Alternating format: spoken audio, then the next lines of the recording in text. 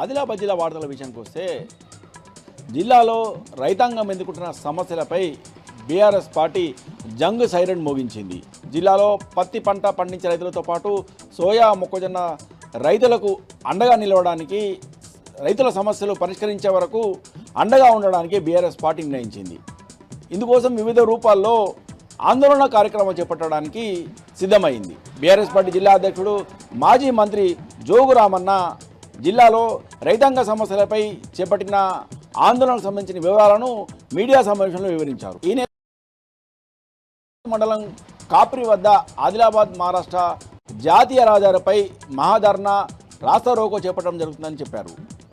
అలాగే 3వ తేదీన బీజేపీకి చెందిన ఆదిలాబాద్ ఎంపీ నగేష్ ఇంటి ముంగట, అలాగే ఇటు స్థానిక ఎమ్మెల్యే పాయల్ శంకర్ ఇళ్లను ముట్టడిస్తామని, 5వ తేదీన జిల్లా కలెక్టర్ కార్యాలయాన్ని ముట్టడిస్తామని, 6వ తేదీన జిల్లా కేంద్రంలో బంద్కు పిలుపునిచ్చినట్టు వెల్లడించారు. ఈ కార్యక్రమంలో పెద్ద ఎత్తున రైతులు, అఖిలపక్ష నాయకులు, బీఆర్ఎస్ నాయకులు, కార్యకర్తలు పెద్ద ఎత్తున తరలి వచ్చి విజయవంతం చేయాలని పిలుపునిచ్చారు. రైతాంగ సమస్యలు బీఆర్ఎస్ పార్టీ ఈ ఉద్యమాన్ని కొనసాగిస్తుందని జోగురామన్న వెల్లడించారు.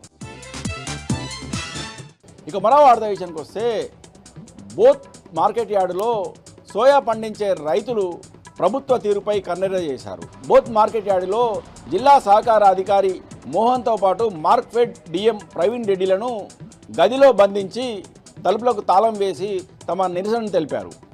గత నెల రోజులుగా కూడా సోయా పంట కొనుగోలు చేస్తామని చెప్పిన ప్రభుత్వం ఇంతవరకు సోయా పంటను కొనుగోలు చేయలేదని, అలాగే కొనుగోలు చేసిన పంటను నాణ్యత సరిగా లేదని చెప్పి వెనక్కి పంపడం పట్ల కూడా రైతులు ఆగ్రహం వ్యక్తం చేశారు. గత నెల రోజులుగా వివిధ రూపాలలో తాము ఆందోళన చేస్తున్న ఇటు అధికారులు కానీ, కాంగ్రెస్ ప్రభుత్వం కానీ పట్టించుకోకపోవడం పట్ల సోయా పండించే రైతులు తీవ్ర ఆగ్రహాన్ని వ్యక్తం చేశారు.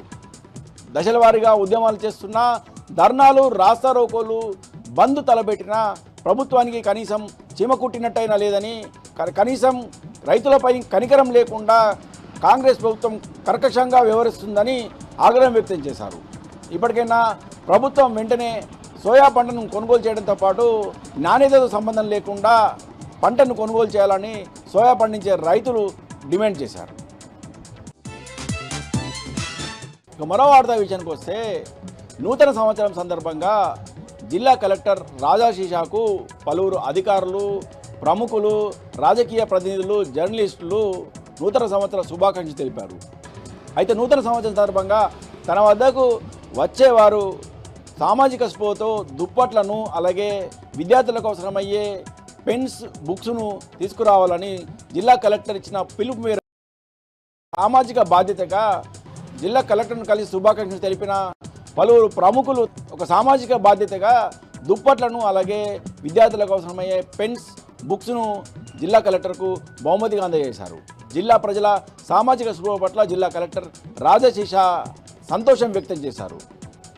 జిల్లా కలెక్టర్ను కలిసిన అధికారులు, అలాగే ప్రముఖులు, ప్రజాప్రతినిధులు, జర్నలిస్టులు జిల్లా కలెక్టర్కు పేదలకు అవసరమైన దుప్పట్లతో పాటు పెన్స్, బుక్స్ బహుమతిగా అందించి జిల్లా కలెక్టర్కు శుభాకాంక్షలు తెలియజేశారు.